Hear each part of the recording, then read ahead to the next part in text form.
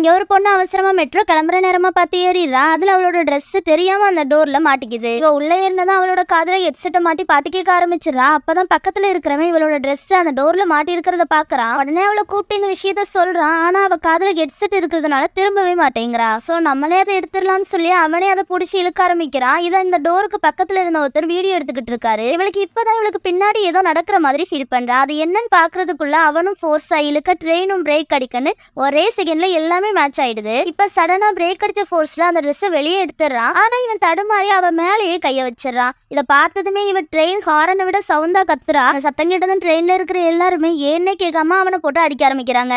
அந்த கலவரத்துல பக்கத்து பேக்ல இருந்த பிளாஸ்க் பறந்து போய் கொதிக்கிற தண்ணியை அவன் ஃபேண்ட் மேலேயே ஊத்திடுது. அதுவும் அவனுக்கு கொஞ்சம் நேரம் கழிச்சு தான் எரியுது. அடுத்த நாள் ஹாஸ்பிட்டலுக்கு போய் பாக்குறான். அப்பதான் டாக்டர் சொல்றாரு, இது மாதிரி நான் உருகி போய் நான் பார்த்ததே இல்லைன்னு சொல்றாரு. கடைசி அந்த வீடியோ எடுத்தவன் அந்த வீடியோ போலீஸ் கிட்ட காட்டுறான். சோ இவன் மேல எந்த தப்புமே இல்ல.